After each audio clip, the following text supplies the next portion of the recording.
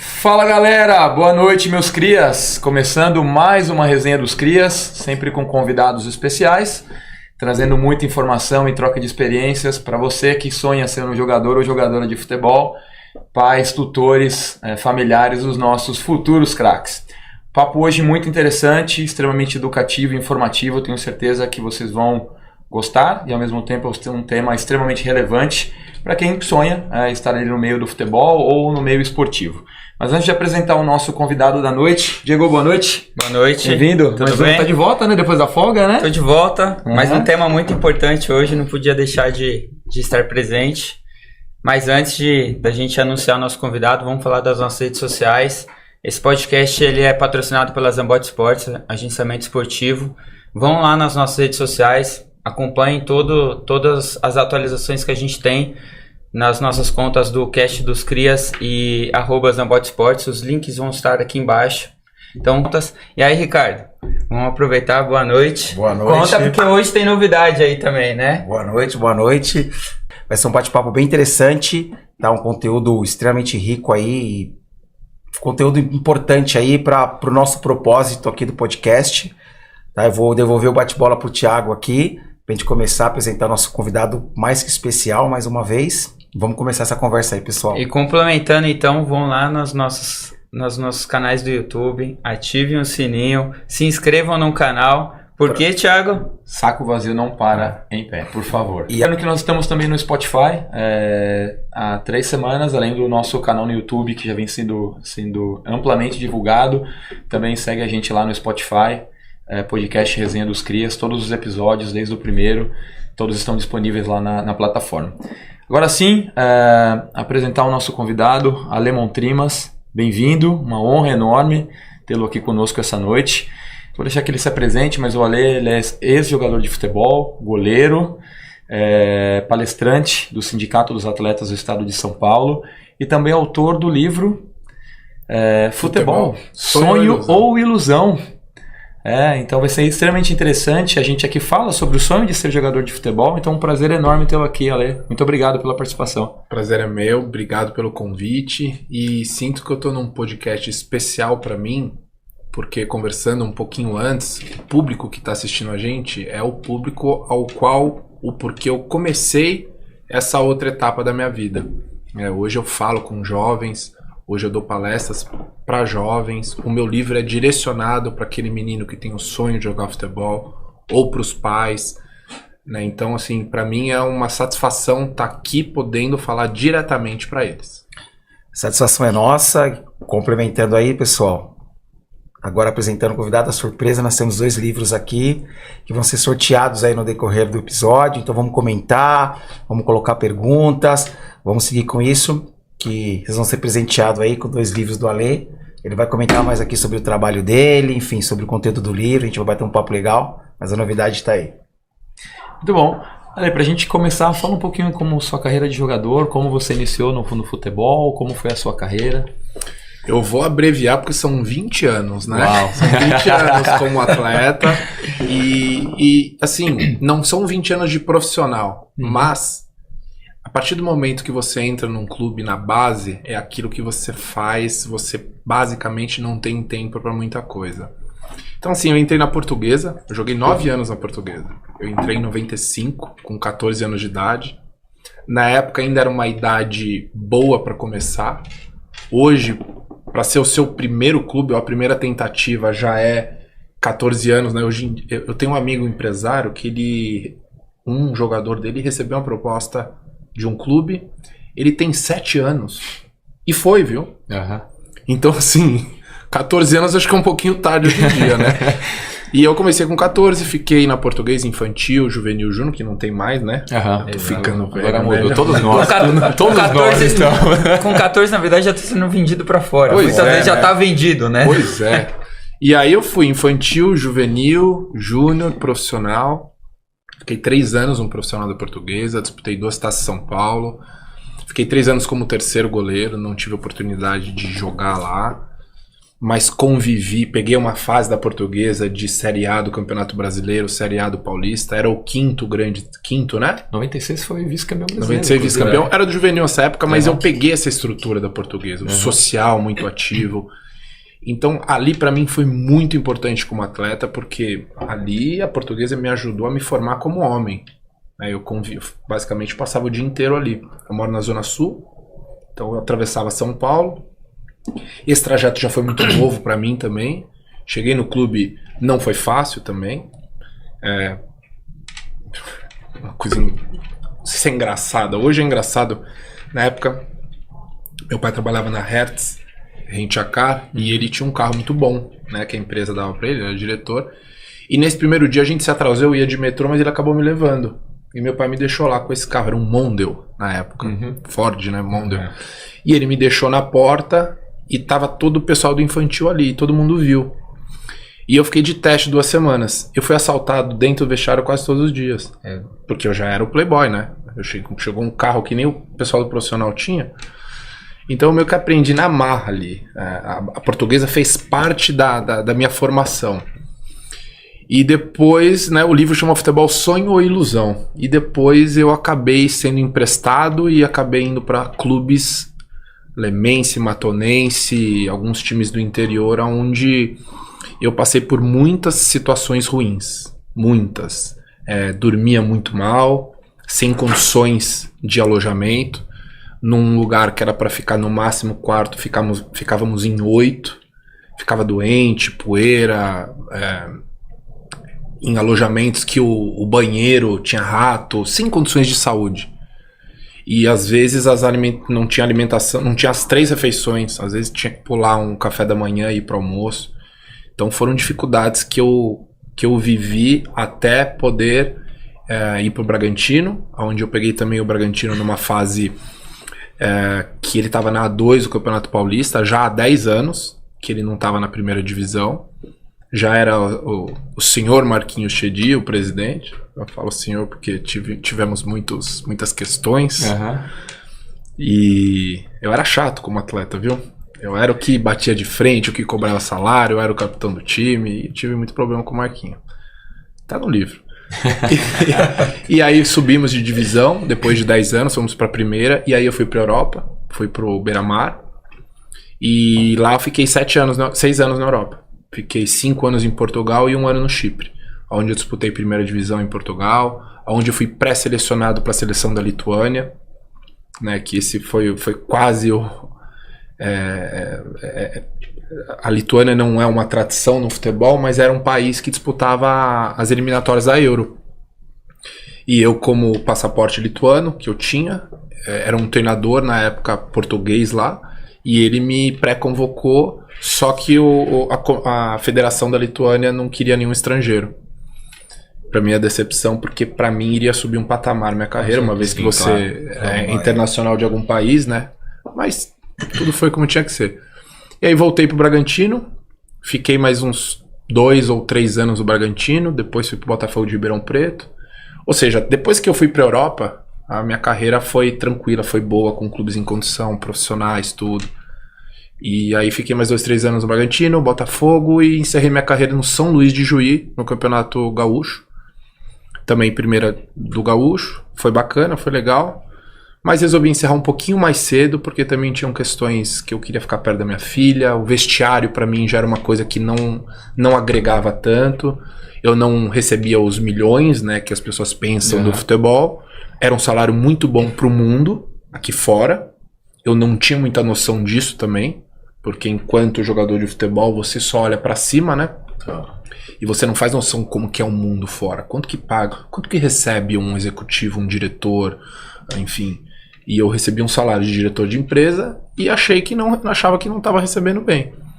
E aí parei de jogar, fiz o livro, montei a palestra e desde então estou no Sindicato de Atletas de São Paulo, já faz 6 anos, percorrendo os clubes basicamente do estado de São Paulo e alguns fora também, quando tem convite.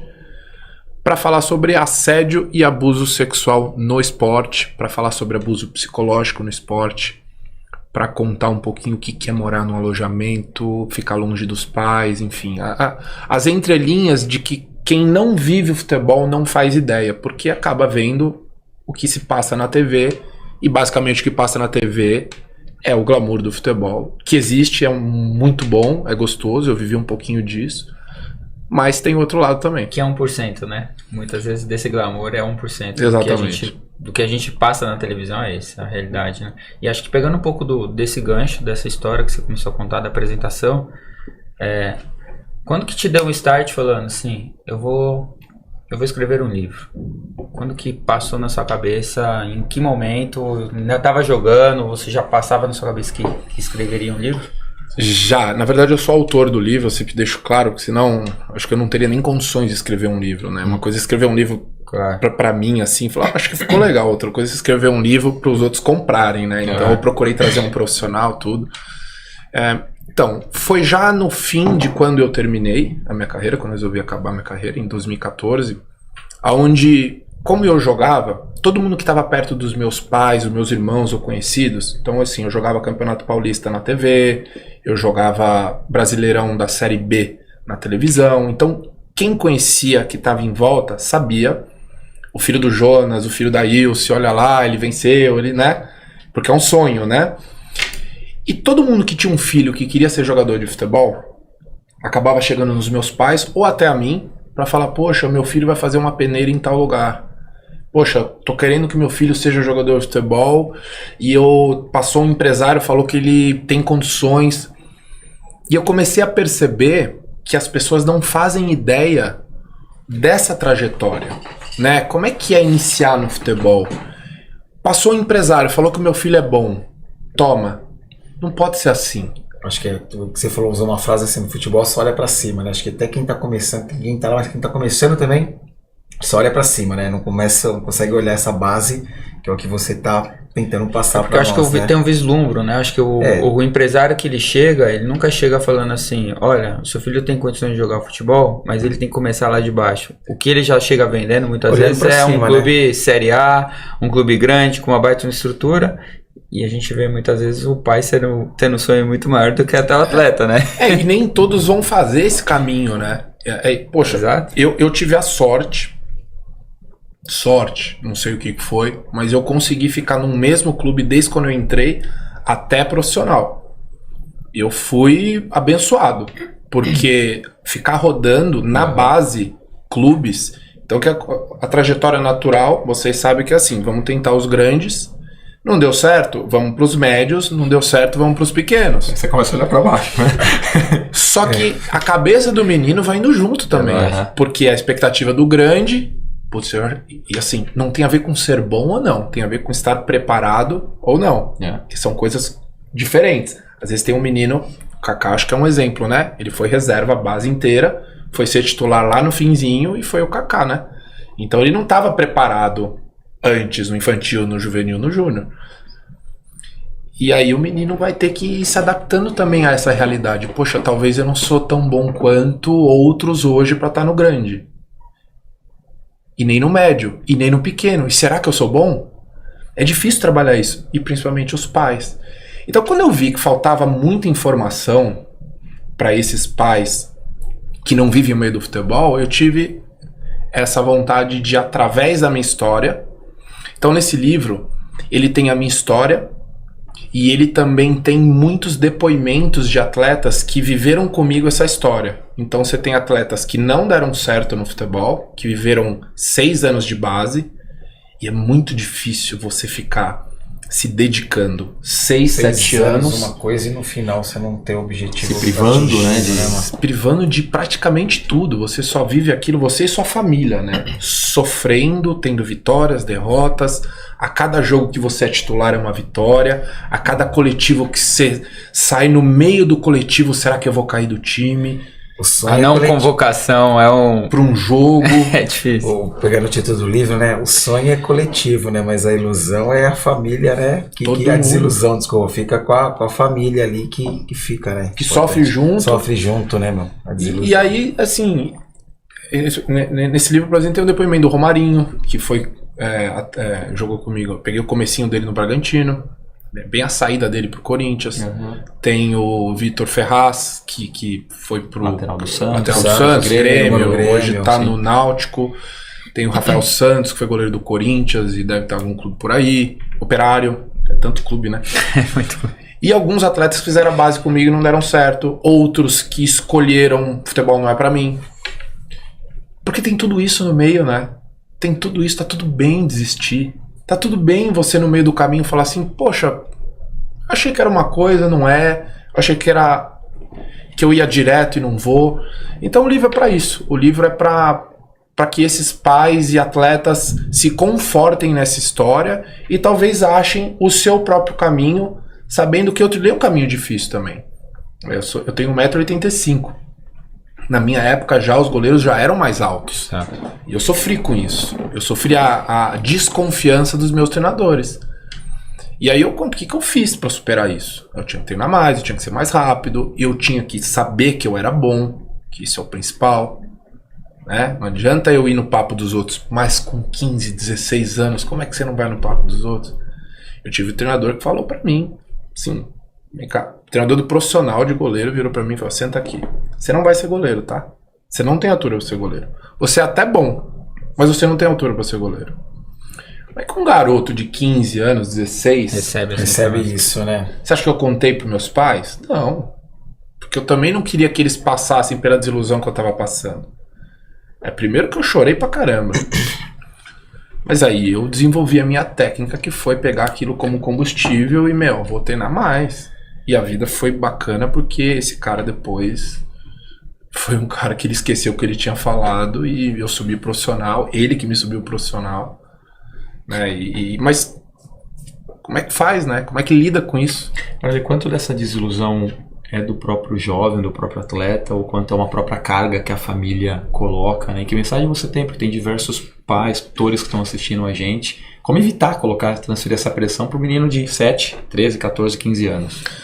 Então, na minha visão, eu penso assim, existe apoiar e existe uma cobrança exagerada ao ponto de ser uma pressão. E lembrando, né, eu falo sobre abuso psicológico e abuso e assédio sexual. Então, no Brasil, nós brasileiros, de cada 10 brasileiros, 9 já tiveram em algum momento na vida o sonho de ser jogador de futebol. Né? Talvez não fizeram um teste, mas já tiveram um sonho. Já se fantasiaram ali de jogador de futebol. No Brasil, a gente, antes de saber andar, a gente já tá chutando uma bola. Que é o menino não sabe andar ainda. Você já deu uma no bola, geral é menino, mas hoje em dia a menina também. Muitas meninas, sim. Aumentando, né? Mas tá a mãe de um lado, segurando um bracinho, o pai de outro, né? Empurrando pra bolinha e gritando gol. Então ele tá chutando uma bola antes de saber andar. E a gente tava até comentando ali fora, né? Que é tudo muito igual, todos são muito bons. Você vai numa peneira, você vai na várzea, pô, quem que não tem um amigo na várzea e fala assim, pô, como é que esse cara não foi jogador de futebol? Né? Verdade, né? Então é muito material humano. Exato. E aí ele vai pra um clube. Né? Esse menino vai para um clube e quando ele vai para o clube, às vezes ele sai de uma cidade lá do interior, onde ele é aquele menino promessa de uma cidade pequena.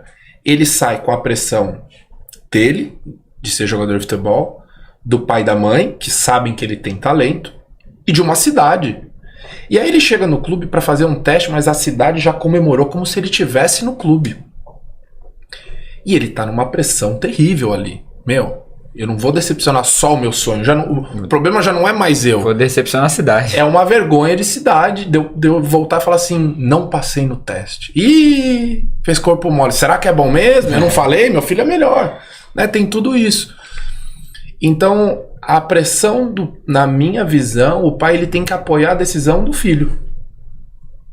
Eu tenho uma menina que não gosta de futebol, aliás, ela odeia futebol justamente porque eu fiquei muito longe dela quando ela era pequenininha. Tem até uma matéria que fala sobre isso, que eu uma vez dei entrevista, que minha filha odeia futebol porque papai, você não vai vir me ver? Não, filho, papai tem jogo, papai vai jogar futebol. Virou um trauma. Esse tal de futebol é chato pra caramba. Distância do pai, né?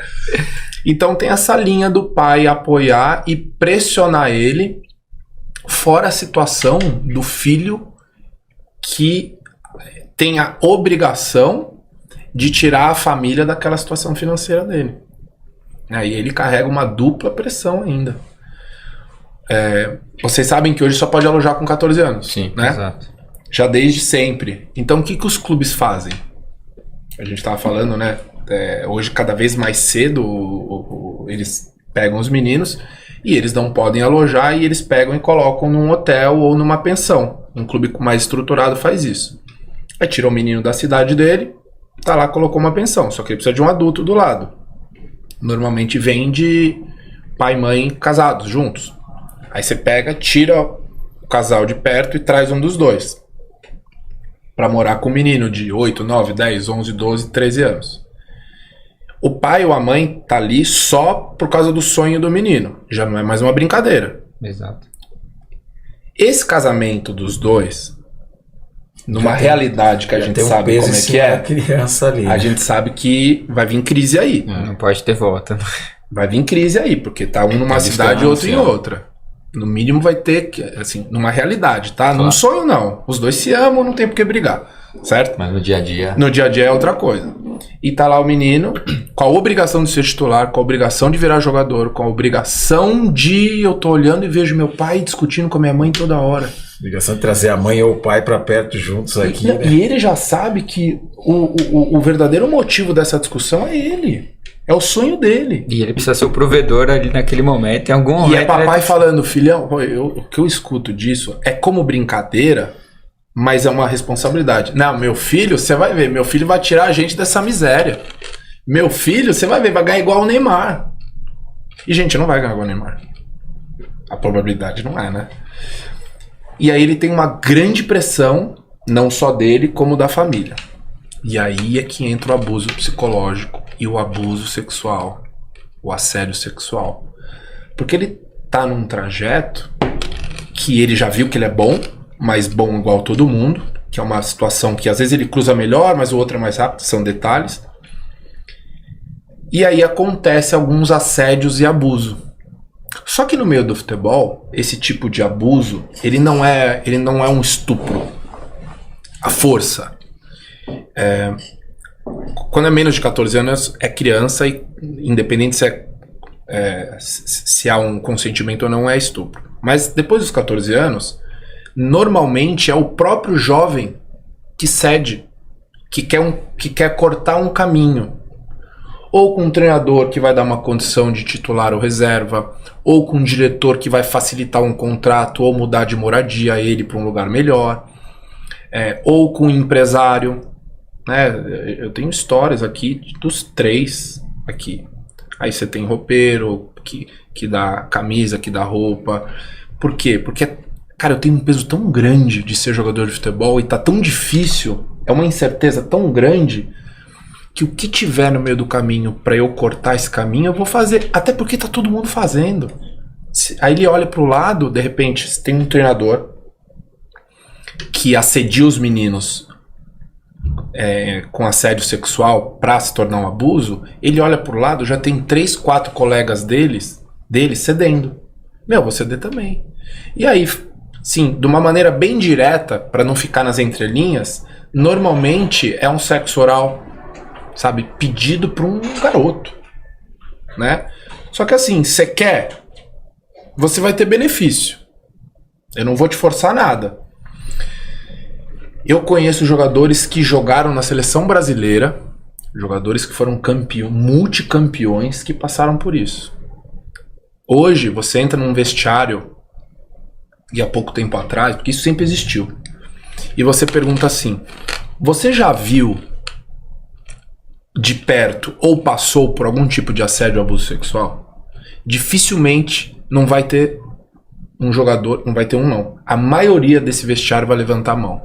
Poxa, um colega meu tava numa situação assim, fiquei sabendo, ninguém fala nomes, né? A Joana Maranhão fez uma... Sabe, a Joana Maranhão nadadora, que sofreu abuso quando tinha 9 anos de idade e tal, enquanto ela tava treinando.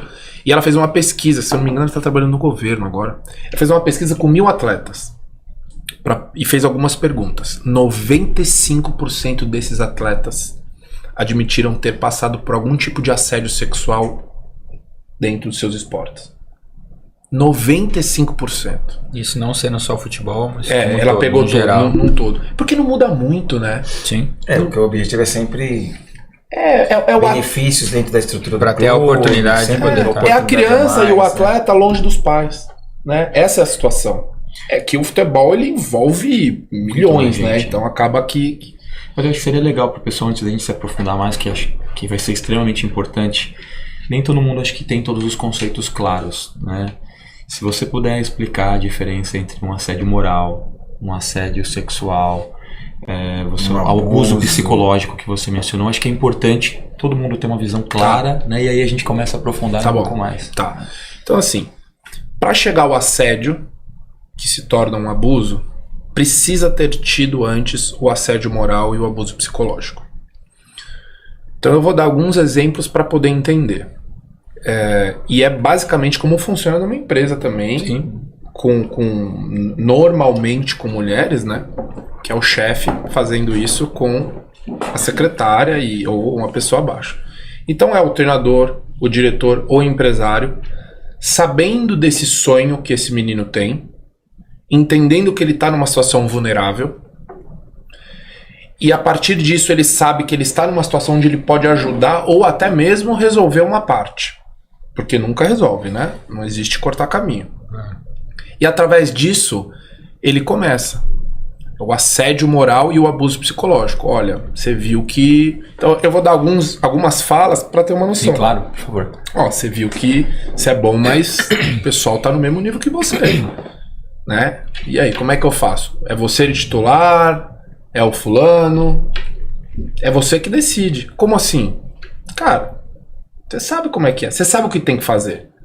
Futebol é assim, né? Futebol é assim. Você que sabe. Eu não quero te pedir nada, não quero te forçar nada. Mas assim, você acha legal você ligar pros seus pais e falar assim, vou ficar no banco, não vou mais jogar? Porque no meu time, quem não me ajuda, eu não ajudo. Então, primeiro, ele mostra pra esse garoto, e o garoto, ele não é uma criança, não. Ele pode ser criança como pode ser jovem, 18, 19 anos, viu? O abuso psicológico. Então, primeiro ele mostra o tamanho dele. Como ele pode te ajudar. Como ele pode resolver aquele problema na hora ali. E aquilo já é um assédio moral.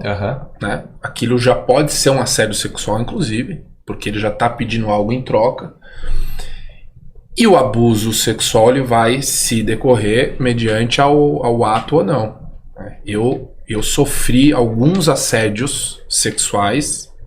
E até para entender, eu posso falar rapidamente como aconteceu comigo.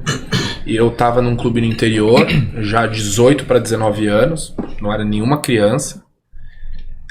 Já era goleiro, né, assim, mais encorpado.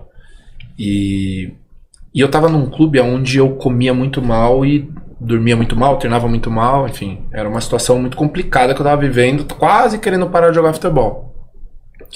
E tinha alguns jogadores ali de um clube grande que estavam emprestados nesse clube. Quase metade do time.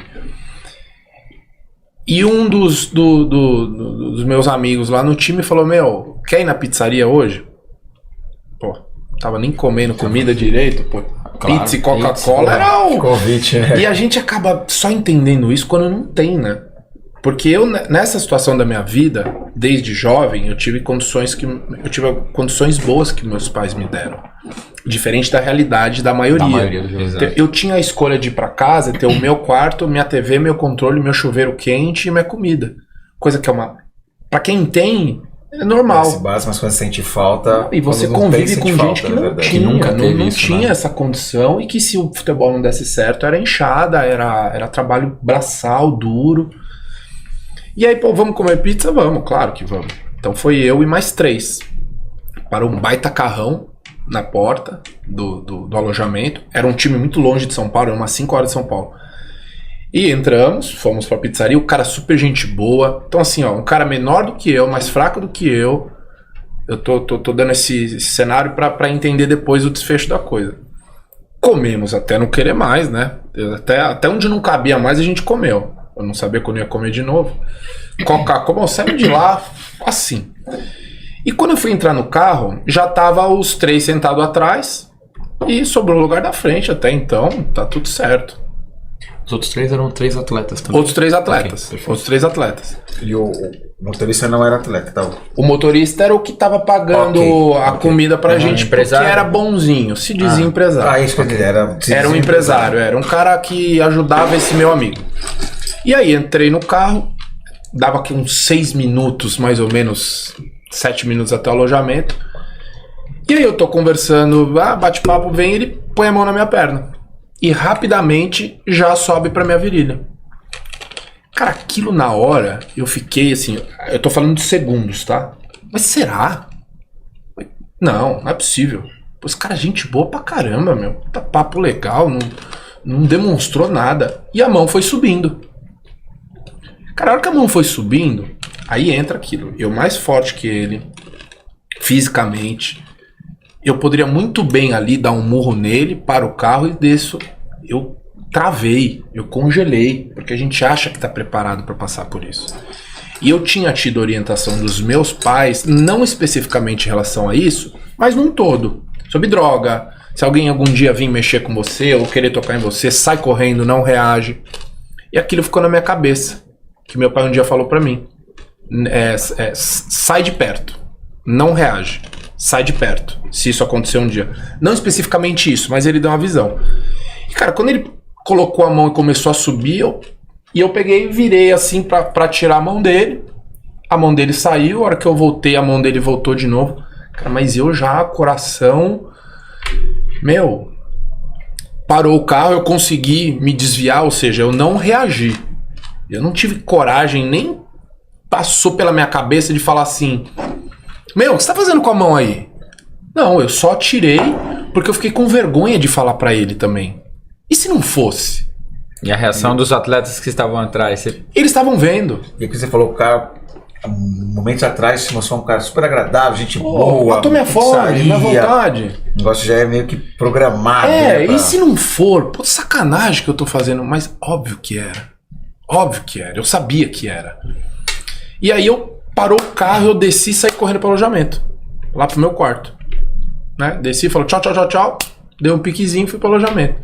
Chegando lá, eu já tava contando pra outro, que não foi, né? Que queria ter ido, mas não foi.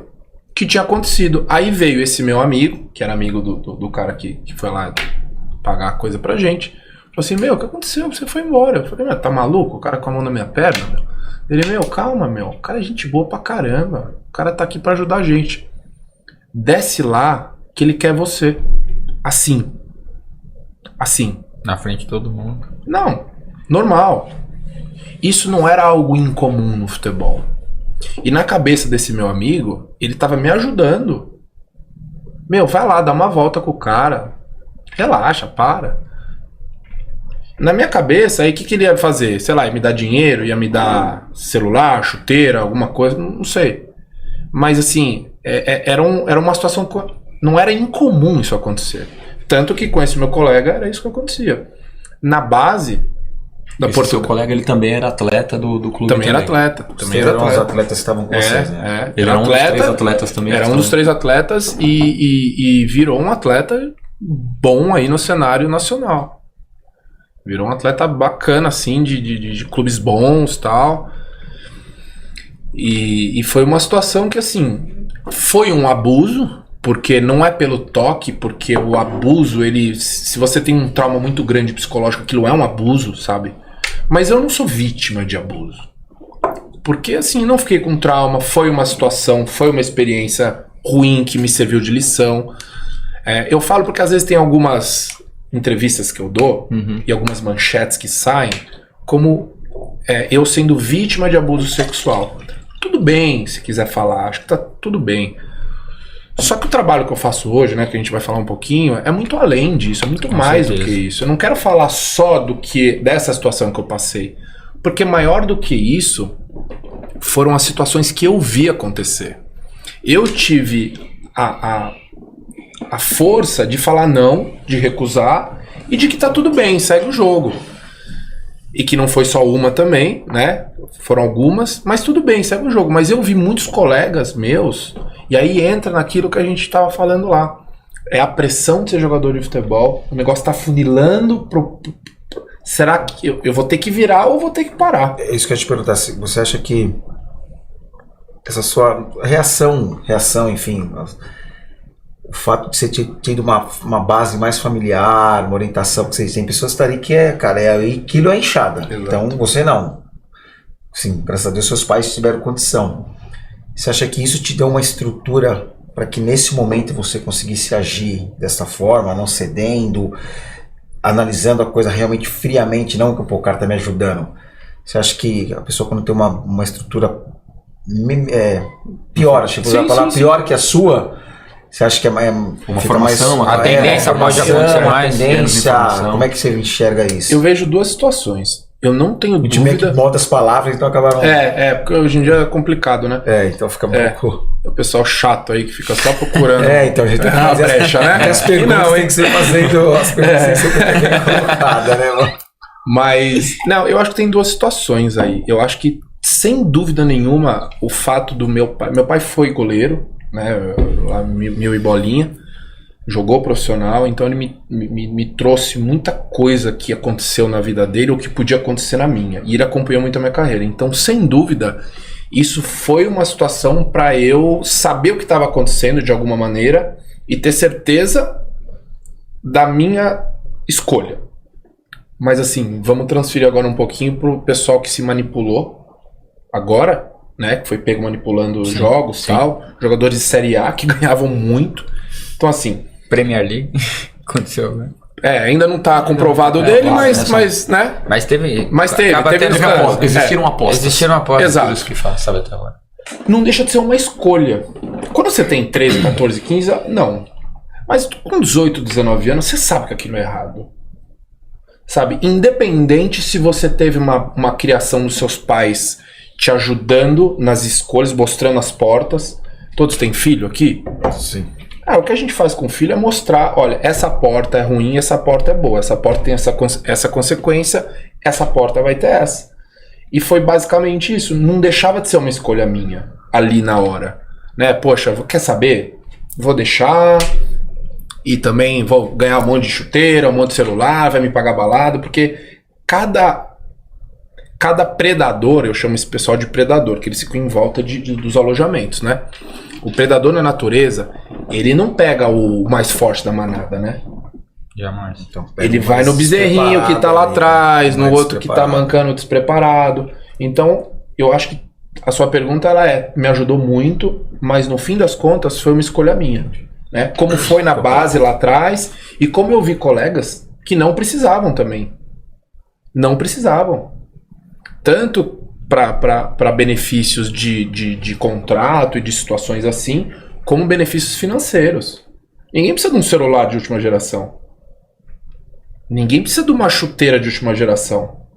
Geração? Não, né? De ponta, né? Uma coisa assim. Geração. Hoje em dia as chuteiras só falta falar, né? Tem Bluetooth, faz tudo sozinha, né? Então não deixa de ser uma escolha, né? É uma escolha. Não, se passa por isso também. Só que assim, tem vários abusos antes, né?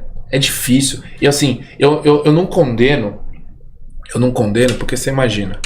Você tá num clube, você tá passando fome, você tá numa situação de incerteza, você tá longe dos seus pais há muitos anos, você tá sendo humilhado em situações e você tá trabalhando, meu. Você não tá ali de bobeira, você não tá no sofá esperando cair do céu, você tá trabalhando bastante. Só que você não tá tendo nenhum retorno, nem financeiro, nem de nada. Então é difícil. É difícil. É por isso que é um assédio, por isso que é um abuso. É alguém com dinheiro tentando te comprar porque você tá numa situação onde você não tem o básico, você não tem o mínimo. Quando isso aconteceu contigo, você denunciou ao clube? Você fez algum tipo de... Não. Não? Não. Deveria, na época, deveria, mas não. E a minha orientação hoje... Por quê? Antes da gente entrar lá. Porque isso era comum no futebol. Isso era normal. Ou ainda é? Ainda é. O que mudou hoje é o seguinte. Corinthians, São Paulo, Palmeiras, Santos, Inter, Grêmio. Os clubes grandes hoje, eles têm uma estrutura que na minha época não tinha e hoje tem, é obrigado a ter, até para ter a certificação de formador, certificado de formador, assistente social, psicólogo, você tem que ter uma equipe nutricionista, você tem que ter toda uma equipe ali. Então hoje você tem muitos olhos para esses meninos. Então isso hoje não acontece dentro dos clubes grandes. Numa regra, né? Numa regra. Um pouco antes, tá? Coisa de 7, 8 anos atrás, nos clubes grandes, você tinha treinador na base que todo mundo sabia que ele era assediador e abusador. Todo mundo do cenário do futebol. Um diretor famoso quase me falei o clube aqui, no Nordeste. Se eu falar também o estado, fica fácil. No Nordeste, um diretor famoso que todo mundo do futebol sabia que ele assediava os meninos. Todo mundo. Assediou jogadores pentacampeões. Assim, já falei demais, penta. Eu não tenho certeza, não foi comigo, então eu não posso falar pelos outros. Sim. Mas todo mundo sabia que esse cara era assediador. Só que ele dava muito resultado. Ele transformava muito o atleta de base em atleta profissional. Esse treinador dava muito título. Então isso era normal antes. Hoje em dia não cabe mais esse tipo de gente no futebol. Nos clubes grandes. Até por meio do escândalo, até por essa situação. Agora, quantos clubes grandes nós temos no Brasil? Poucos, comparado à quantidade de clubes que existem por aí. Quando você fala grandes, seriam todos os clubes da Série A, inclui Série A e B, ou... Você tem clubes grandes na Série B, né? Você tem clubes estruturados. Quando eu falo grande, clube estruturado, né? Então, assim, por exemplo, o Vasco hoje tá quase caindo, mas eu sei que é um clube estruturado na base. Sim. É um clube que... Eles têm toda essa estrutura. Que vai fornecer toda essa estrutura. Você tem hoje um assistente social. Ó, na minha época... eu convivia com meninos que ficavam morando no alojamento 2 anos sem ir pra casa. Então ele ficava dentro lá, debaixo da arquibancada 2 anos, passava o Natal lá embaixo. O pessoal levava ele pra casa, tudo. Hoje em dia, num clube com estrutura, você tem profissionais preocupadas com o que esse menino tá passando na vida pessoal dele. Um jovem não pode ficar 2 anos sem ver os pais, né? Então o clube vai, manda, traz o pai, tudo.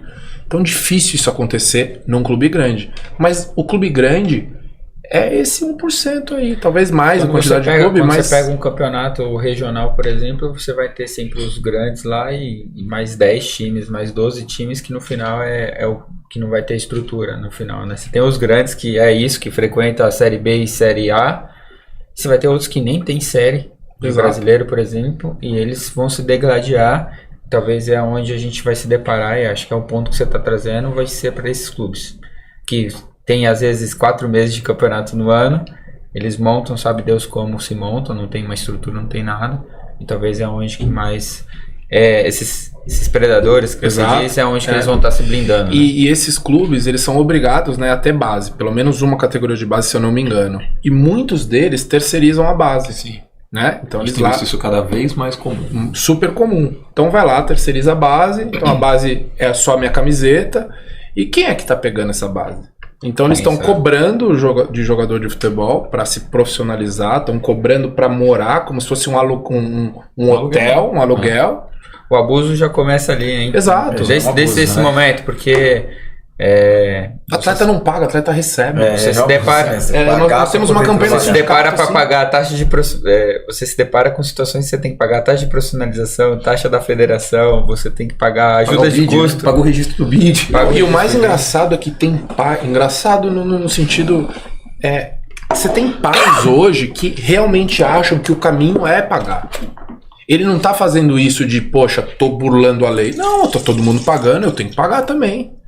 Eu tenho que pagar lá 10 mil, 8 mil, 1.500 por mês pro meu filho morar no alojamento. Não.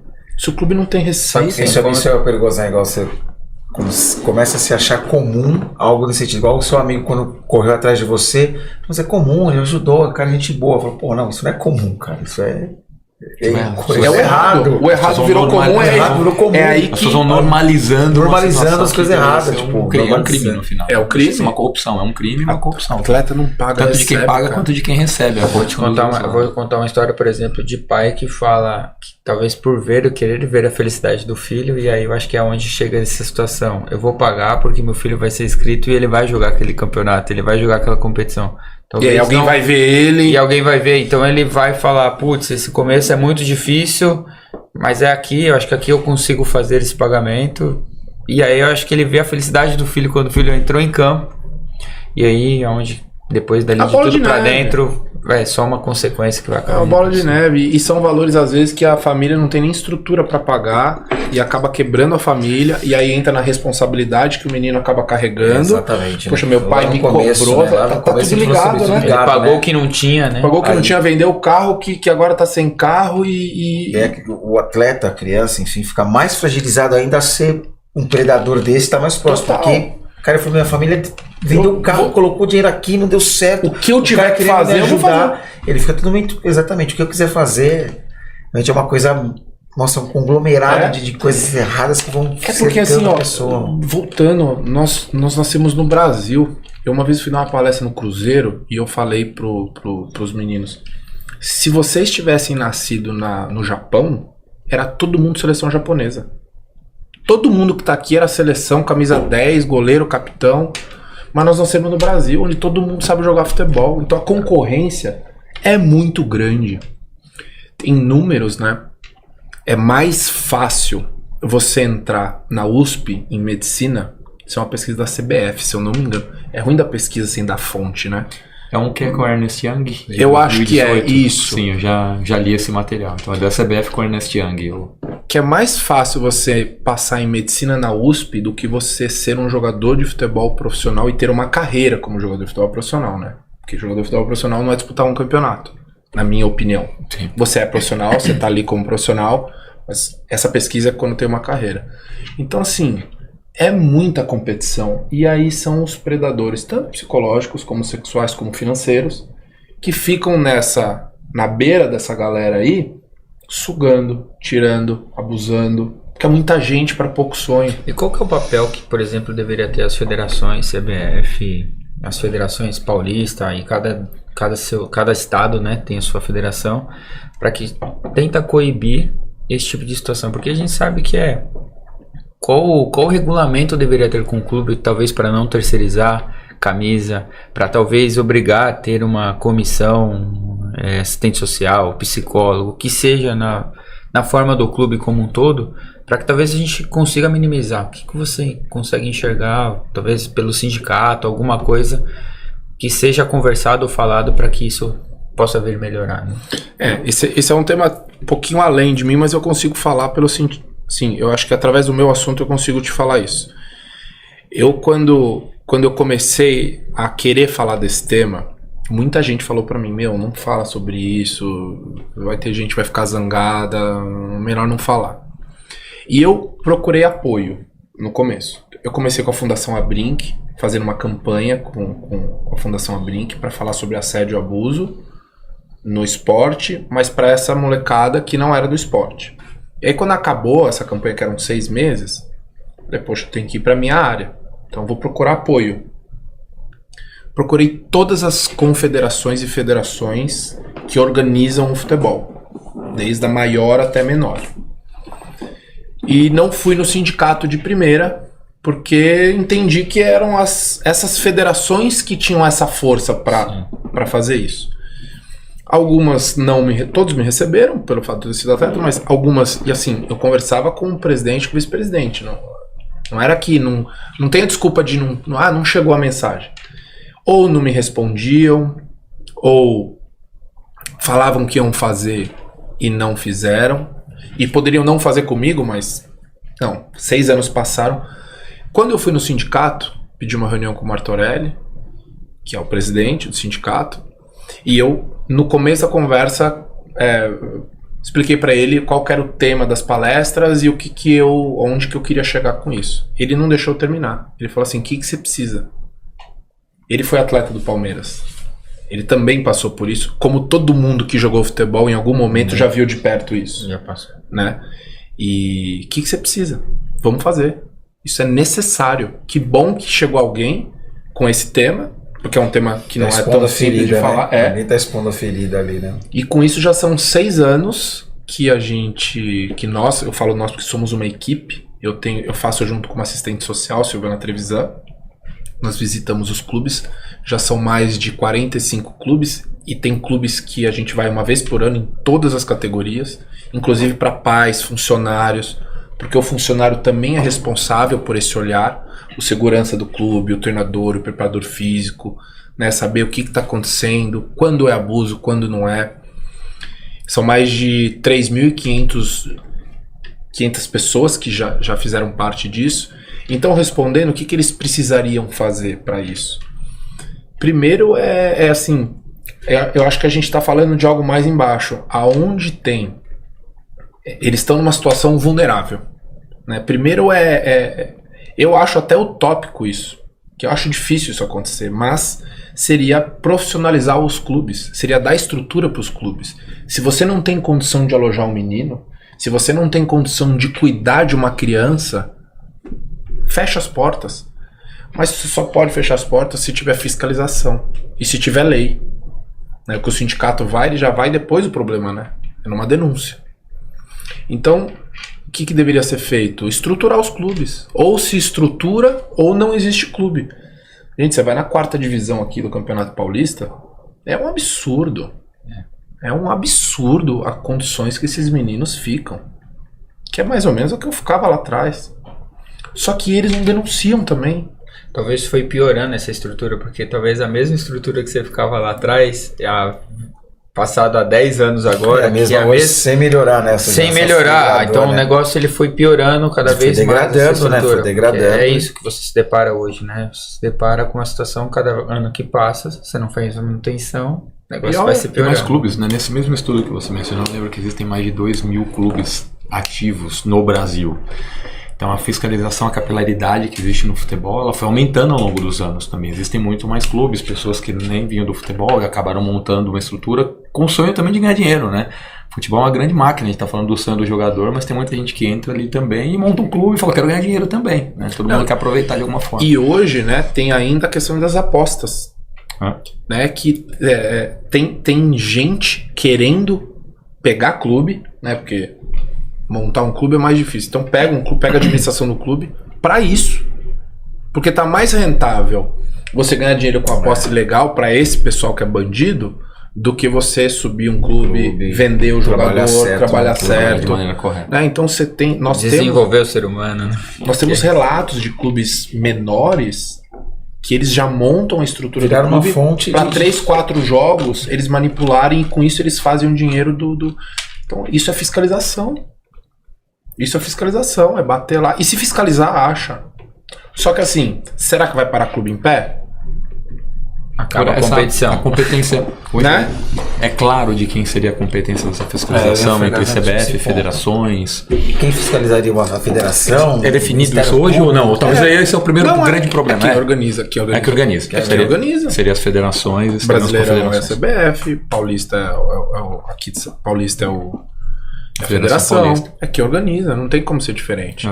Quando tem denúncia de menor, quando tem denúncia de maus tratos, quando tem denúncia de alimentação, aí entra o sindicato com o direito do atleta, mas é quando tem a denúncia, nós não podemos bater na porta. Né? Existem leis. Né? Então a lei não permite o sindicato bater na porta e falar, deixa eu ver como é que tá. Precisa denunciar e precisa ter fundamento a denúncia. E precisa vir do atleta ainda. A federação não precisaria, a federação ia colocar lá, o atleta que não pagar, o clube que não pagar o seu atleta, não escreve o jogador nenhum na próxima competição. Ponto. Se fizer isso, não tem clube para disputar campeonato. Exato. A Série A. Não era difícil. Não seria difícil. Né? Eu estava contando aqui antes um pouco, né? Quase todos os clubes que eu joguei, eu tive problema nos últimos 2 meses de pagamento. É outra forma de abuso. Né? É uma forma de trabalhando. Porque depois, assim, é 2 meses sem receber. Gente, eu não ganhava 500 mil reais por mês. 3 anos para... Você acha que ele estrategicamente falou assim, ele vai sair, já vou segurar no pago. Vai acabar o campeonato. Sim, porque tem muito atleta que deixa de entrar na justiça por querer deixar a porta aberta. Porque era um clube de cenário nacional. Entendi. Né? Deixa os 2 meses lá na casa para... Deixa a porta aberta, quando eu voltar eu faço um acordo, eu faço alguma coisa. Só que assim, as pessoas não fazem muita ideia do que é trabalhar e não receber. Porque dificilmente você vê isso fora do futebol. É só no futebol e que normalizam isso. Por quê? Porque as pessoas olham 1%. O salário do Neymar agora é jogador de futebol, né? Então, gente, faz problema, né? Teria problema o Neymar ficar sem receber 2 meses? Mas um cara lá da terceira divisão que ganha aquele salário, enfim. Que tá ganhando às vezes... Não, às vezes ele ganha aqui 5 mil, 4 mil, que é um salário justo aí, né? Exato. Mas é pra sobrevivência dele. Então, né? a questão é essa, ele vai trabalhar 4 meses ganhando esse salário, desses 4, 5 meses que é o estadual, talvez ele não receba os últimos 2, aí você dilui o que ele receberia em 5, né, recebendo só 3, e aí ele vai receber esse dinheiro num acordo, num possível acordo daqui 2 anos, 6 meses, 7 meses. Ou se ele voltar de novo para esse clube. Ou se ele voltar de novo para esse clube. Né? Então é muito complicado essa relação. É claro que eu estou trazendo aqui um cenário ruim do futebol. Porque o cenário gostoso, bacana, já veio o Júnior falar, né? Cenário que a gente vê fazer resenha, que né? E é o que a pessoa vê pela televisão, parece que é tudo uma maravilha. E que existe e que é o sonho. Que é sensacional. Eu vivi um lado do futebol maravilhoso. Eu entrei num... Eu lembro quando meu segundo jogo pelo Beira-Mar, um clube lá de Portugal, quem jogava no meu time era o Jardel. O Jardel que jogou no Grêmio. O goleador, matador.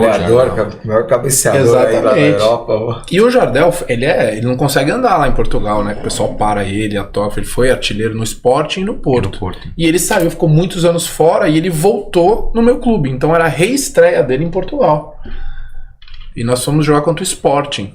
Meu estádio lá, o estádio do meu time era um estádio que fizeram pra Euro. Então, se eu não me engano, eram 31 ou 35 mil pessoas, lotado. Passou ao vivo aqui pro Brasil. Poxa, isso é o glamour do futebol. Eu olhei pro lado do jogador da seleção portuguesa que eu tava vendo na TV há 2, 3 anos atrás. O Ricardo, goleiro, que pegou aquele pênalti com 100. E eu lembro que eu olhei aquilo e falei, meu, e de repente ele... Naquele dia foi o dia que eu falei, virei jogador de futebol. Hoje eu posso... Se eu não jogar mais nenhum jogo... Você tem a realização de ter eu entrei, eu joguei contra esses caras aqui, valendo, de igual para igual. Foi 3-3 o jogo. Então, assim, você tem um lado maravilhoso do futebol. O lado que muda a realidade da família das pessoas, que leva a pessoa de um patamar pro outro, financeira, de tudo. Dá uma quebrada aqui, 3-3, o Jardel fez gol? Não fez. Cara, quem fez o gol... Esse jogo é engraçado. Foram 3 gols do meu zagueiro. Você acredita? É mesmo? 3 gols do meu zagueiro. O treinador era o Paulo Bento. O time deles era um timaço. O Paulo Bento que tava treinando aqui no Brasil. Ele veio pra cá em algum clube. Ferroviária, talvez algum time aqui do interior. Acho que ele tava na Ferroviária. Ferroviária, né? Ele era um treinador bom. Ele foi da seleção portuguesa, eu acho. É um treinador bom. Mas foi 3 gols do meu zagueiro lá. E eu tomei um frango nesse jogo. Cara, o pior frango da carreira? Foi. Tem um momento da realização e tem Não, cara, e era o Silvio Luiz ainda que tava narrando, ele meteu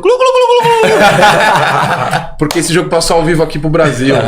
O Silvio Luiz, o olho no lance. Esse aí mesmo, que ele zoava pra caramba. E quem fez o gol desse frango foi o Alexandro. Alexandro, irmão do Richarlison. Sim. Cruzaram uma bola lá, fui pegar, meu zagueiro entrou na frente, a bola passou no meio da minha mão. Tipo, ele ia entrando sozinha, devagar assim. O Alexandre deu aquela... Foi, mas e o estádio inteiro era do Sporting, né? E eu já tava discutindo com o banco do Sporting também, que a gente tava ganhando e eu fazendo cera, e os caras fazendo sinal pra mim. E eu já mandei o Paulo Bento pra aquele lugar. E quando saiu o gol, o banco só faltou invadir Mas foi um jogo... E eu acabei tendo a segunda melhor nota do jogo. Foi um jogo muito bom pra mim, apesar do frango. E também você aprende muito, né? Claro. Era um estádio inteiro me zoando contra mim. Só que, mudando um pouco de assunto, a base serve pra isso. Ela te prepara pra você poder lidar... Vivenciar esse tipo de... Então eu já tinha tomado... Então a importância... Porque eu já tomei frango na base. Né? Então dentro daquele cenário que era bem menor... Eu já desenvolvi ali o que eu faria, né? O que eu faço quando eu falho num jogo. E aí teve vários lances depois no jogo, onde se eu fosse pra baixo, eu nunca mais jogava. Mas foi um jogo... Então esse foi o glamour pra mim, né? Eu pude conviver com o Darley, goleiro, que também, pra mim... Ele também não era tão alto, mas era brilhante, né? Não, se eu não me engano, 400 ou 500 jogos pelo Grêmio. E eu via jogar, né? Eu cresci vendo ele jogar. Então, pra mim, quando ele chegou, Poxa, ele chegou de titular, passou do 3. Ele chegou e foi expulso, né? Pra variar. Gostava, né? Gostava. Era porra. Mas... Você acalmava ele ou ele te acalmava? Não, acalmava nada. Vai pra lá, vai pra cima mesmo. É o seguinte, você joga 2, eu jogo 1. Mas ele tava no fim de carreira também e tal. Mas só de conviver com ele, putz, pra mim foi sensacional. E eu acabei tomando a posição dele e eu ficava sem graça. De, tipo, eu fui me explicar pra ele porque que o treinador tinha me escolhido. Tipo, não é culpa minha, sabe? Porque é ídolo, né? E ele, a reação dele? Cara, obviamente ele não gostou muito, porque ele era fominha pra jogar, não gostou muito não. Né? Quando acabou o meio do ano, porque eu fiz uma sequência muito boa, ele pediu pra ir embora, mas somos amigos até hoje. Me contou um monte de história dele lá, aprendi muito também. Pude viver esse lado gostoso do futebol, de estar com ídolos, de estar com gente que fez história, né? Eu fiz a minha história. E esses caras fizeram a história do futebol, né? Do Grêmio, esses dois aí participaram. Sim, faz muita parte, né? E alguns outros aí também joguei, mas assim, como a gente tá falando de assuntos pesados no futebol, eu sempre, né, falo, cara, não quero tirar o sonho de ninguém, não. O intuito do livro, da palestra, não é tirar o sonho. É mostrar a realidade. Talvez né? Como se prepara para... Se preparar. Se preparar. Saber o terreno que você vai entrar, tudo que saber que o empresário que bater na porta... Putz, mexe tudo, né? O empresário que bater na porta de um pai, de uma mãe, e falar, quero levar seu filho. Não, peraí. Primeiro Vamos entender melhor quem que é você, quem que não é você. Me dá seu documento aqui. Gente...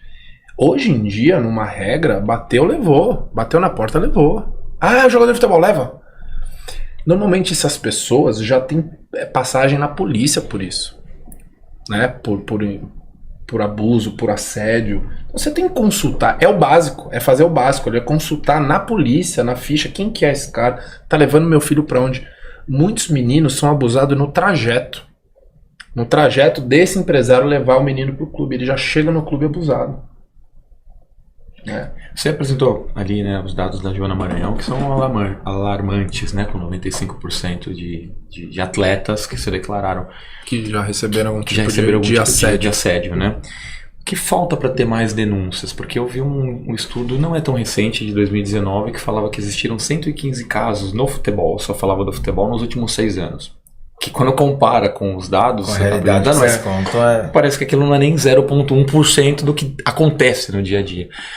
E como estimular que esses grandes atletas também, né, possam denunciar e possam abrir, para que todos tenham acesso à informação e à educação. Então, é legal você falar isso, porque assim, o Sindicato dos Atletas de São Paulo trouxe o Andy Woodward, que foi um atleta inglês que disputava a Premier League. E ele, não sei se vocês vão lembrar, ele foi o primeiro caso na Inglaterra, na história do futebol inglês, que é super antigo, a denunciar um caso de abuso sexual. Depois disso, houveram mais de 1000 denúncias.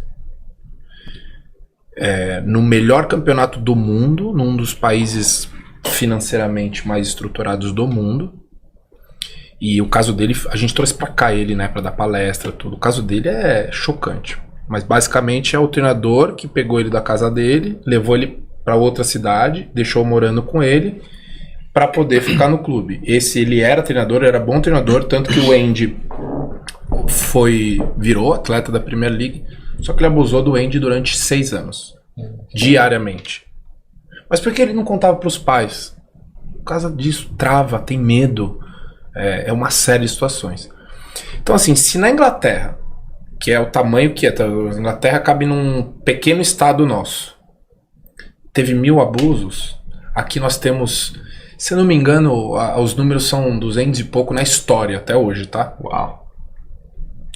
Você pega 200 num país continental e 1000 num país pequenininho, não condiz com a realidade de casos de abuso. Obviamente, aqui no Brasil, nós temos muito mais casos de abuso que não foram denunciados, ou de assédio que não foram denunciados. Nós vivemos um país machista, começa por aí. Né? Para o homem, para o menino ir lá e denunciar, para a família dele ir lá denunciar, tem que quebrar uma série de preconceitos. E entender primeiro que ele é vítima. Né? Ele não, por mais que ele tenha cedido, por mais que ele tenha passado por uma situação de escolha, enquanto jovem, criança, era uma escolha baseada num caso de abuso, de falta de hierarquia ali. Então, quando eu resolvi falar sobre isso, porque assim, é um capítulo do livro que eu falo sobre isso. O livro não é sobre isso, o livro é sobre o geral. Só que esse é um capítulo que chamou muita atenção. E eu comecei a dar palestras, dar entrevistas sobre isso, e um dia eu fui lá com uma amiga minha, bati uma foto no Instagram dela, e ela postou. E eu tinha acabado de dar uma entrevista para a Record, e aí um amigo dela falou assim, viu, esse aí não é aquele goleiro que foi abusado? Então talvez seja por isso que o pessoal não denuncia. Porque não tem problema nenhum. Quem leu a manchete, tá tudo bem, eu sou abusado, tá bom. O importante é que as pessoas estão falando sobre esse assunto tá chegando através, né? Isso que pra mim é o que importa. Você conseguiu atingir. Pra você, no final do dia, você conseguiu passar a informação. Exato. Mas como você tá recebendo o retorno daquilo, não foi a forma correta. É como ele quis ver, entendeu? E talvez não há muitas denúncias, na verdade não há denúncia comparado ao que existe, justamente por esse medo. Por esse medo de ficar marcado, e fica. Um atleta de nome hoje, se fizer essa denúncia, como a Joana Maranhão, infelizmente ficou, né? Só que é preciso coragem para isso, porque ela ficou marcada a denunciar, mas com isso hoje, ela ajuda centenas e centenas de pessoas. Como na ginástica também houve, né? Aquele treinador que abusou de um monte de garoto ali, e alguns tiveram a coragem de cara lavado ir lá e falar, isso aconteceu, se eu não me engano o cara tá preso. Isso aconteceu. É preciso coragem em entender que o que aconteceu já aconteceu e eu preciso ajudar o próximo para que não aconteça. Na minha época que eu sofri o assédio, eu não tinha o mínimo de entendimento da importância da denúncia. Não é o mínimo, não lembro nem quem era o cara hoje para fazer a denúncia. Hoje é muito tempo, mas quando eu tive a consciência disso. Então o que falta, na minha opinião, são campanhas. Por mais que eu esteja com o sindicato fazendo palestras, ainda é muito pequeno perto do tamanho do futebol, da quantidade de pessoas que está no futebol e quem está em volta do futebol também. Então campanhas das federações, falar mais em novelas sobre isso, né? Porque a novela ela transmite, tem uma penetração, né? Várias camadas sociais e tudo mais. E eles colocam assuntos polêmicos ali, mas você vê, nunca falaram sobre isso. Acho que falaram na Malhação uma vez sobre isso, porque realmente confesso também, não me recordo de uma campanha forte em cima disso. As pessoas não querem falar, cara. As pessoas não querem falar sobre pedofilia, sobre assédio sexual com criança, porque é um assunto complicado. Só que é preferível você falar desse assunto antes que aconteça. É preciso você avisar os pais que isso pode acontecer. Então, cuida do seu filho, esteja perto do seu filho. Não entregue o seu filho para um clube e vira as costas. Existe uma inversão de valores, né, eu coloco dessa forma, tão grande, que quando a Mayara trouxe seu contato, o Diego já havia visto uma palestra sua também, a Mayara, nós tivemos essa conversa interna também, o que é horrível. A gente chegou a ter essa conversa interna. É o momento de trazer esse tópico dentro do programa agora? Será que a gente deveria abordar ou não? E depois a gente conversando. Claro que sim, a gente chegou. Mas é absurdo que mesmo a gente acaba tendo essa dúvida, né, de como abordar o assunto. Mas porque nunca foi falado, sendo né? que é uma coisa que deveria estar, como você comenta, né, sendo apresentado, compartilhado, porque é isso que vai evitar que aconteça mais e mais casos. Em algum momento a informação faz com que as pessoas estejam preparadas para como lidar com uma situação como essa. Mas é super natural essa reflexão, porque assim, é um assunto que se falado da maneira errada, ele pode até prejudicar mesmo. Então assim, quando eu comecei a fazer essa palestra com a Fundação Abrinq, eu fui um atleta, sou um ex-atleta que passou por isso. Então, foram vários profissionais que fizeram essa palestra comigo, porque eram crianças de 9 anos até adolescentes, jovens de 18. Tudo no mesmo lugar. Olha o desafio. Então, você tem linguagens que você pode falar, você tem aquilo que você não pode falar, até por proteção. Então, eu acho super natural fazer essa reflexão. Ele vai vir falar sobre um tema... Como que ele aborda? De que maneira que ele fala? É igual falar sobre drogas, né? Ou quem vai vir falar sobre drogas, mas que vai falar o quê? Vai incentivar? Vai ser contra? Vai mandar matar quem usa, né? Então, acho natural. Mas, de contrapartida, eu acho que é um assunto que ele não precisa ser pesado. Porque eu não tô falando o que aconteceu já. A gente tá falando o que pode acontecer. Já foi, aconteceu. Já passou. Vamos agora falar do que pode acontecer para que não aconteça. Exato. Né? Eu queria até... Você comentou o tema da Inglaterra, inclusive, né? Que teve vários casos e tudo mais. Portugal e outros países que você já passou, existe as mesmas coisas? É igual a como acontece no Brasil? É diferente? A estrutura você já comentou que é melhor, né, desses clubes. Mas tem também lá a mesma coisa? Então, para mim fica difícil analisar lá na Europa, porque lá em Portugal, foi onde eu fiquei 5 anos, eu já cheguei no profissional. E fiquei no profissional. E lá na Europa pouco tem contato com a base. Né, com os juniores lá, com sub-20, sub-21, sei lá. Então, assim, eu não consigo te falar se lá existe isso, até porque nessa época o meu olhar não era muito para isso.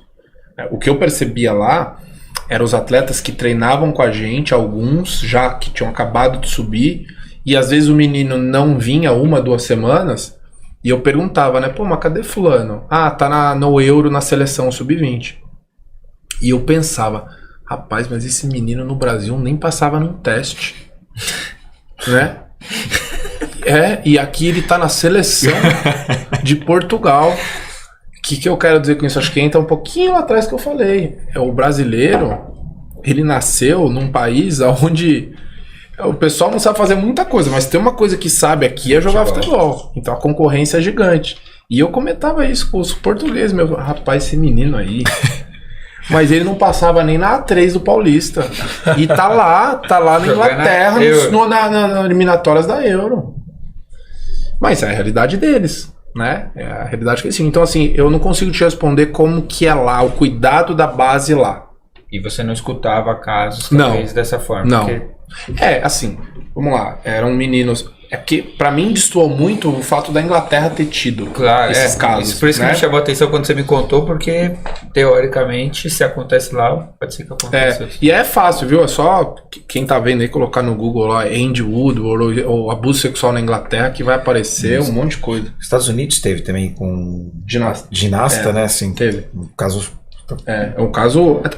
na verdade, o dos Estados Unidos é o pior caso da história. O pior caso da história, né? Anos. Do esporte. E...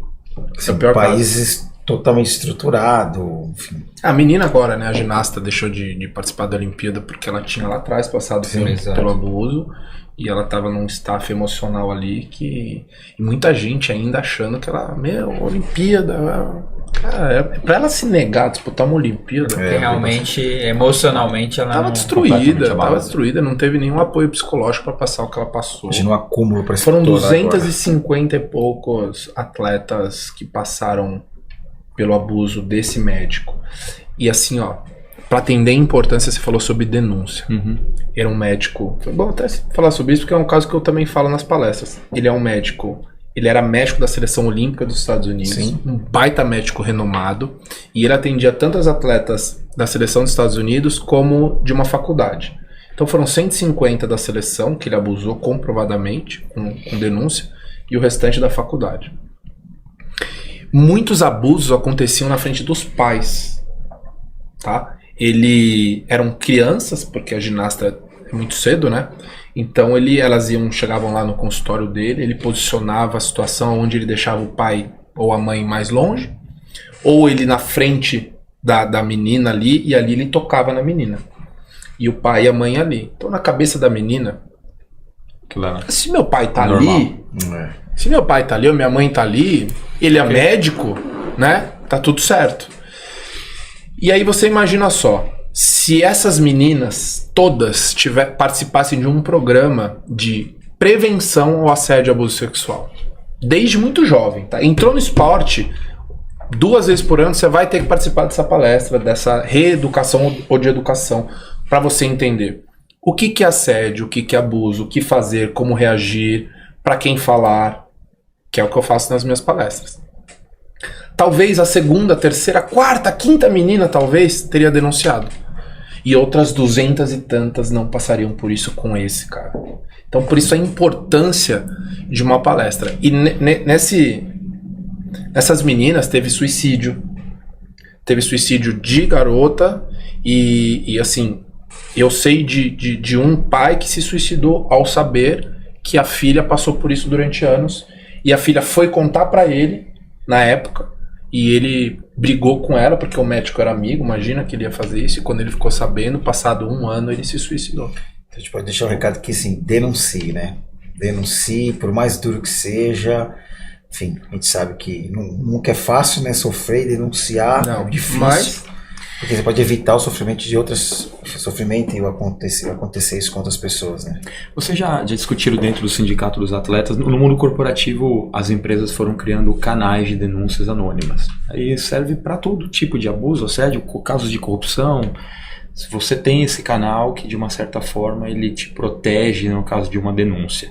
Porque pode estar acontecendo contigo, como pode estar acontecendo com o seu colega, e você fazer a denúncia pelo seu colega. Vocês já pensaram em estruturar isso internamente, que existisse esse canal, que a pessoa denuncie, se torne anônimo e vocês possam atuar? Sim, a gente tem um canal de denúncia no sindicato, que ela não é um canal para isso, é um canal de denúncia. Ok. Você tem canal de denúncia na federação, você tem o Disque 100, que é onde a primeira coisa que eu indico a fazer sempre, porque se chegar uma denúncia pra gente vai encaminhar, né, para profissionais para atuar em cima disso, porque assim, a gente tem a denúncia, mas a gente não tem a estrutura para ir lá e atuar. Você tem que averiguar se é uma criança, é psicólogo, é passar várias situações. Mas o Disque 100 hoje é o canal que eu indico sempre, porque é onde denunciar. Para quem não conhece, um pouco mais de detalhe, Disque 100, como é que aciona? Assim, é basicamente feito para uma criança se precisar denunciar. Tá. Vai lá, discar 100. 100 já. O que aconteceu? Tá. Por que você tá me ligando? Ah, o tio fez isso e tal. E a profissional que tá lá do outro lado, ela vai conseguir, vai tirar o máximo de informação rápida ali. Mas assim, hoje num clube estruturado, você tem vários canais, né? É complicado às vezes falar, cara, fala com seu pai, fala com a sua mãe, não tenha vergonha, porque a maioria dos casos que acontecem de abuso é dentro de casa, mas a gente não tá falando disso, tá? A gente tá falando dos clubes, mas tem que ter esse contato, né? O que eu falo hoje pros pais, fica perto do seu filho. Ah, mas ele tá lá no Rio e eu tô aqui. Você pode estar perto dele com ele lá no Rio. Você não precisa estar fisicamente perto. Você tem que ter um canal aberto. Na minha época era o orelhão e acabava o crédito e acabou. Hoje em dia você tem o WhatsApp. Chamada de vídeo. Chamada de vídeo. Né? Você tem como estar perto. Mesmo não tendo condições de aconselhá-lo na parte técnica, né, em decisões de futebol. Mas decisões como homem. Decisões de vida. Não dá pra jogar o teu filho na mão de um clube e deixar que o clube vai educar o seu filho. O teu filho pro clube, ele vai estar ali enquanto ele estiver rendendo. Isso é um fato, não adianta. Você tem clube que dá atenções em vários setores. O dia que esse menino parar de render, ele vai embora. E vai continuar sendo seu filho. E quem que vai criar a partir daí? Então, uma maneira muito importante para você não ser aquele bezerrinho da manada, para você ser sempre o mais forte da manada, que o seu filho seja o mais forte, é você estar perto dele. Tem um vídeo de um pedófilo que foi condenado à prisão perpétua nos Estados Unidos, que perguntam para ele assim, como é que você escolhia suas vítimas? E ele respondeu, pelos pais. Quando eu via que eram pais distantes, que eram pais dispersos, que não iam me dar problema, que não iam descobrir com facilidade, virava minha vítima. Quando era aquele pai mãe chata, que tá toda hora junto, que fica perguntando, que chega numa festa e cadê meu filho? E isso aqui é o chatão que tá... Esse não é minha vítima. Esse é o forte da manada. Eu vou no bezerro, que tá longe dos pais, que tá no alojamento, que tá no clube, que ninguém liga. Então, o papel dos pais em evitar isso é fundamental. Fundamental. Eu acho que esse recado do Disque 100 ele é o mais importante. Porque eu reforcei isso. Porque eu acho que assim, no final do dia, o atleta muitas vezes ele tem um sonho, tem a pressão com a família, ele não vai voltar muitas das vezes para os pais, porque talvez ele vai ter que estragar todo o sonho, toda a esperança que tem. Mas o Disque 100 ele é um melhor meio de caminho para vocês atletas que hoje passam por alguma coisa desse tipo. Vai lá, denunciem, não deixem passar, não vivem uma coisa que no final do dia vai se tornar uma ilusão para vocês. Então, vão lá, Disque 100, denunciem todas essas pessoas, porque isso precisa acabar no mundo do futebol. E a gente vai incluir aqui também na timeline do vídeo e no nosso vídeo também os canais aí de denúncia. A gente pode juntamente ali definir o Disque 100, outros canais que possam existir, você mencionou da federação, do sindicato também, e a gente inclui tudo aqui na bio do nosso vídeo também, né? Bacana. A gente está quase caminhando para o final, né? Um papo super interessante, super importante. Acho que esse é o principal conceito quando a gente criou. A gente faz brincadeira, a gente cria, tem diversos programas, você mencionou do Júnior, que é brincadeira, é resenha, é piada, mas sempre foi o nosso objetivo aqui que grande parte dos nossos conteúdos sejam informativos, né? Sejam educativos. E foi sensacional a sua participação aqui hoje. Acho que foi muito de encontro, né, com o que a gente busca dentro do programa. Tá dentro da nossa missão, né? Tá dentro da nossa missão como empresa. Antes de finalizar, a gente tá quase indo pro finalzinho. A gente vai pedindo para você autografar aqui os livros que nós sortearemos no final. Mas acho que é importante você compartilhar. Quem quiser te seguir, se você puder dar suas redes sociais, você mencionou palestras, existe algum lugar que estão as suas agendas, comenta um pouquinho onde as pessoas te encontram. Então, tem o meu Instagram, que é meu nome, alemontrimas, vai estar no livro, algum lugar vai aparecer. Sim, incluiremos lá. E acho importante, tá até fundamental, o do sindicato, @sindicato de atletas. Mesmo para os atletas da base, ali já tem muito direito e deveres dos atletas. É importante. Né? Atleta tem dever também. E ali, diariamente, nós postamos ali N situações, novidades, novas leis, novas situações. E também quando o atleta da base precisar de alguma orientação, também o sindicato é aberto para receber pais, para receber o atleta. Nós temos ali um centro de treinamento para atletas que estão sem clube, fica lá em Guarulhos. Né, com preparador físico, treinador, que legal. Baita campo, bola oficial, faz amistosos contra outros clubes, né, então é uma maneira de... Quero reforçar isso aí, importante missão. Então, hoje um atleta que ele está sem clube, pelo sindicato ele tem onde treinar, ele tem. Fica só repetindo, em Guarulhos, lá pelas redes sociais do sindicato ele consegue chegar nesse centro. Sim, ele vai entrar em contato com o sindicato, ele vai passar por uma triagem, né? A gente precisa detectar que esse atleta realmente é profissional, ele não pode estar parado há muito tempo, então tem algumas regrinhas ali, porque senão vai vir triagem, o jogador da várzea lá, né? E aí não é o intuito é dar treinamento profissional para aquele atleta profissional que está desempregado. E nós sabemos que treinar com bola, fazer coletivo é fundamental para você chegar num clube com ritmo.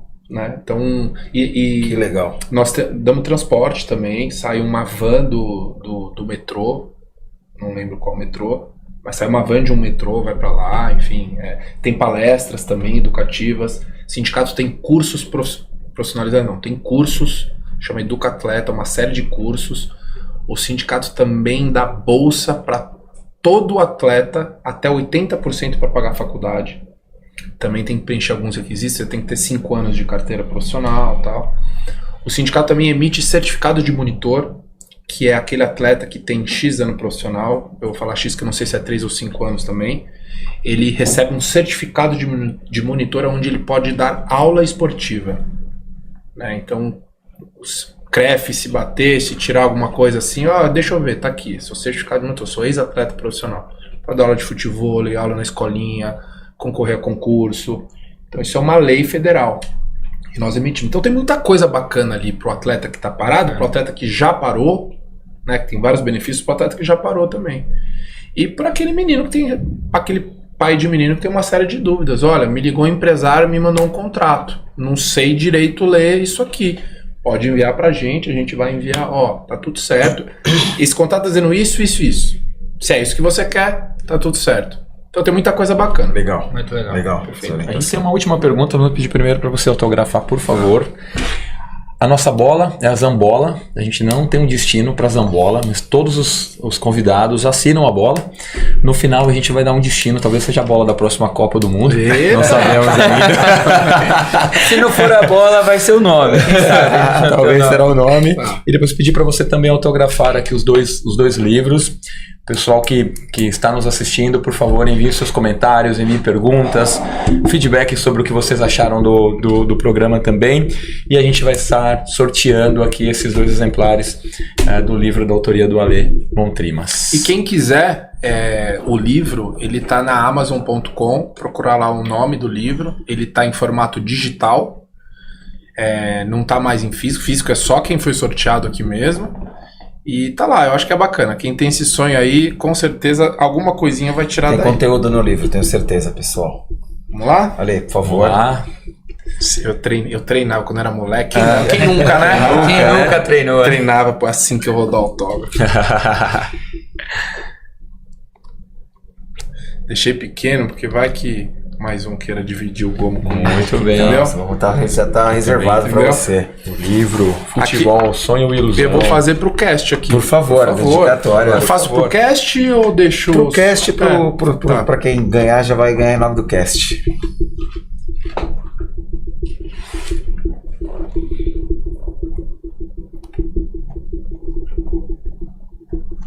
Um abraço. Valeu. Esse aqui também, Ale, por favor. Vou até levantar um pouquinho ali, né, pro nosso cameraman. Ali, levantar? Pegaram, tá. Levanta. Aí, Quando fizer, quando tá. assinar.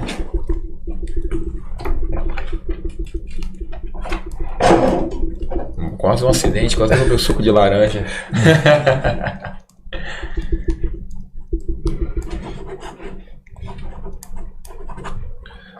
Olha lá. Foi. Legal, só ilusão. Bom, e para finalizar, né? A última pergunta, afinal, futebol, sonho e ilusão. O Ale Montrimas, lá aos 14 anos, o que você faria diferente para que fosse realmente um sonho e não simplesmente uma ilusão? Qual é a sua mensagem final para quem está nos assistindo? Olha, de verdade, o futebol para mim foi os dois. Teve esses dois lados, obviamente, como tudo na vida, contribuíram para ser quem eu sou hoje. Talvez, se tivesse sido só sonho, eu não faria o que eu estou fazendo hoje e ajudando a quantidade de pessoas que eu ajudo pelo que eu passei quando era ilusão. Então, o futebol foi os dois e que bom que foi os dois. Que bom. Muito bom, parabéns pelo trabalho. Seguramente isso tem mudado a vida de diversas pessoas através das suas palestras. Obrigado pela participação, foi um grande prazer. Obrigado, Ale, pela participação. Obrigado mesmo, Ale. Muito obrigado, gente. Show. Obrigado pelo convite. Obrigado.